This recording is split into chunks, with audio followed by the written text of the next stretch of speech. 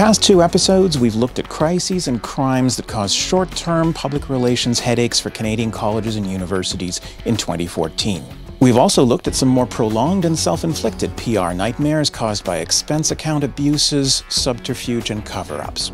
But we've saved for last the 2 biggest higher ed migraines of 2014, which make excellent case studies for campus communicators anywhere. Let's take 10 and take notes.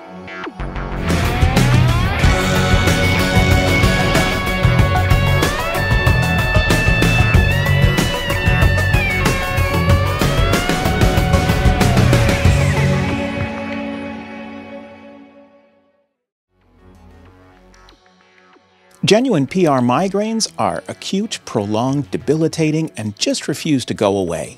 They're bad news stories that keep resurfacing in the media, each time drawing larger and larger audiences and making the institution look worse and worse. I'd say the second biggest higher ed headache of the past year was the launch of Trinity Western University's new law school. When Trinity Western first proposed a new law school in June of 2012, the only real objections came from neighbors concerned about campus zoning. At the beginning of 2013, some dark clouds began to form as law school deans from across the country urged the Canadian Federation of Law Societies not to endorse the new Trinity Western Law School. Students and faculty at Trinity Western must sign a community covenant that affirms the primacy of Christian marriage between a man and a woman. By signing that document, students agree to demonstrate love and respect for others at all times while attending the university. They also agree to live a healthy life and to abstain from substance abuse, pornography, and extramarital sexual relations. But by the end of 2013, the proposed law school had been through the rigorous new process and had the Federation's approval. 2 days later, BC Minister of Advanced Education Emeric Verk gave his consent as well. Trinity Western administration was confident that it would be smooth sailing ahead for the new law school. Here's President Bob Kuhn. We're really not anticipating the application being turned down. We think that the Supreme Court of Canada has already ruled, really, with respect to this issue. The precedent was set 14 years earlier in 2001 when the Supreme Court of Canada approved an education program for Trinity Western University over the objections of the BC College of Teachers. But the Trinity Western Law School stayed in the news throughout 2014 as provincial law societies debated whether or not to accept their graduates. In January, a group of lawyers launched a legal challenge against Trinity Western's new law school led by constitutional lawyer Clayton Ruby. Meanwhile, in Ontario, law students and gay rights organizations protested outside Osgoode Hall, urging the Law Society of Upper Canada not to accept future Trinity Western graduates. The concern has been raised to question whether or not the students that are trained at a law school that overtly discriminates and requires all of its students to overtly affirm discrimination meet the standards for being qualified to practice law in Canada. Yet the administration at Trinity Western insisted that these protests were the result of a misunderstanding. There is some opposition to the proposal, primarily because of a lack of understanding. The admissions policy does not in any way discriminate against gays and lesbians. In February, the Nova Scotia Barristers Society voted to accept Trinity Western graduates, but conditional on altering the community covenant, a Pyrrhic victory at best. In April, the benchers of the Law Society of British Columbia declared that they would accept graduates of the new school. Graduates of Trinity Western University's new law school will be allowed to practice in BC. In April, the Law Society of Upper Canada narrowly voted against Trinity Western. When you involve thousands of lawyers, no decision is final.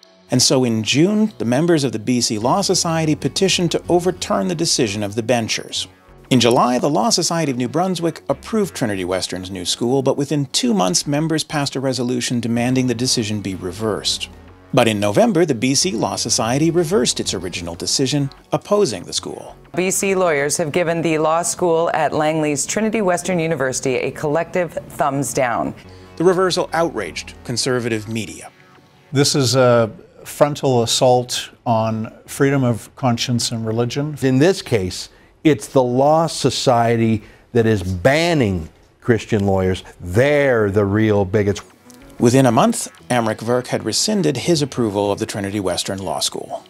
Ultimately, in January 2015, the New Brunswick Law Society upheld its original decision in favor of the new school. Days later, the Nova Scotia Supreme Court ruled that its Barristers Society could not refuse accreditation to Trinity Western graduates. At this point, Trinity Western's law school has support from the Federation of Law Societies of Canada and from the law societies in Alberta, Saskatchewan, Prince Edward Island, and the Yukon.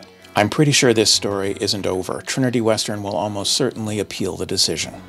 My prediction is that Trinity Western will challenge these decisions through the courts, and I would predict that ultimately this will be a success for Trinity Western. Legal counsel and PR counsel often have diametrically opposed advice. Lawyers will urge you to say no comment outside of court, while communications advisors will recommend that you convey your message clearly, consistently, and often. Trinity Western's decision early on was to keep a low profile so as not to turn up the heat in the media by engaging in the debate. But that meant they allowed their critics to frame the story. I don't think they'll make that mistake again. If a PR migraine is measured by its persistence in national media, then without a doubt the #1 higher ed headache last year was being felt in Saskatoon at the University of Saskatchewan. It was a painful week for the University of Saskatchewan. Frankly, it was a painful 100 weeks. The saga began in January 2013 with the launch of TransformUS, a program prioritization process designed to examine more than 900 academic and support programs. The goal was to identify sustainable savings in order to avoid a projected $44 million deficit. Over the next 8 months, several committees identified almost 250 positions that could be eliminated through attrition and layoffs. Just before Christmas, the TransformUS task forces presented their reports, dividing programs into 5 quintiles ranging from enhance resources to phase out. In January, 200 students and faculty petitioned for greater consultation. In spring 2014, the University Council, what most of us would call an academic senate, debated a motion of non-confidence in the university administration. The administration and TransformUS ultimately won the support of the majority of academics in the council. TransformUS was in the news again in May 2014 when the detailed action plans were released to the community. Protests of students and unions filled the campus and the local news channels. But it was Robert Buckingham, the executive director of the School of Public Health, who found a way to focus international attention on the TransformUS process. In a rare and perhaps unprecedented move for a university dean, Buckingham sent a memo directly to the Premier and the NDP opposition, hoping to spark debate in question period. In his document entitled The Silence of the Deans, he claimed that his school's newly earned accreditation could be jeopardized by the proposed merger with the College of Medicine, whose accreditation had been threatened the previous year. He also recounted a confidential meeting with President Eileen Bush-Vishniak in which she warned senior leadership that if they spoke out against the TransformUS process, their tenure would be short. And he attached an internal email from Provost Brett Fairburn in which he was explicitly warned not to suggest in public or to government that the accreditation was in any way threatened. I spoke out because I felt I was being muzzled and told what to say. And I didn't like that. Even if nothing further had transpired, Buckingham had single-handedly created a major PR crisis for the university by appealing to government to interfere in the university's internal planning process. He had done so after being explicitly told not to, and he had shared confidential information in violation of his employment contract as dean.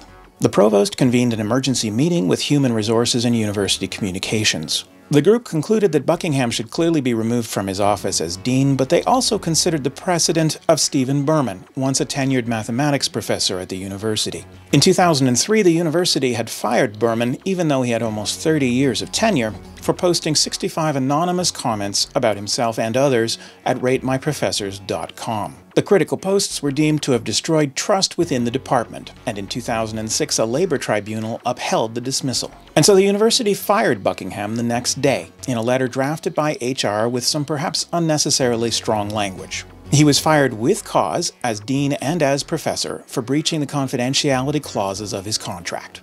The letter said he had demonstrated egregious conduct and insubordination, damaged the reputation of the university and its relationship with government, and destroyed his own relationship with university leaders. Buckingham was escorted off campus by security and told not to return. The national media latched onto the story as one of academic freedom. A tenured professor had been fired for speaking his mind and banned for life from the campus. Buckingham did media interviews, and the story slanted more and more against the university, which tried not to violate the employees' privacy. Months later, for example, the media reported that Buckingham himself had fired staff who were critical of his vision for the School of Public Health, including a professor he fired on Christmas Eve. But at the time, the university's hands were tied, and Buckingham appeared the innocent victim of a vindictive termination. After 24 hours of intense media scrutiny, President Bush-Vishniac decided that instead of explaining its action, the university would partly reverse the decision, restoring Buckingham's tenure and position as professor. She distanced herself from the firing and blamed HR and legal counsel, but the damage had already been done and the story wasn't going away. The Board of Governors convened an emergency meeting. The provost tendered his resignation for the good of the university and to preserve the president, but days later the board terminated her as well. Months later, the story resurfaced in the media when a confidential report from the provost was leaked. His 5-page report made clear the whole dysfunctional mess and the role that HR had played. Days later, AVP Human Resources Barb Daigle tendered her resignation.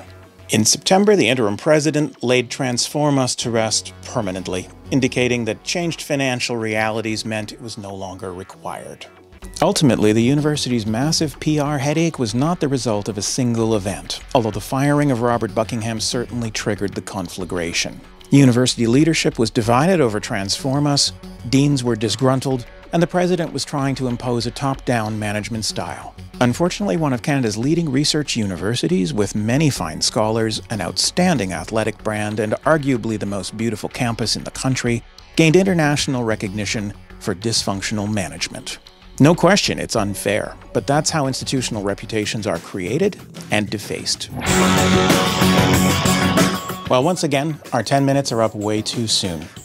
What have we learned from the higher ed headaches of the past year? Hopefully more than just a sense of relief that it happened to somebody else. We've seen how institutions can be outmaneuvered by individuals or groups playing the victim, offering innuendo and unproven accusations that catch the public attention in the media.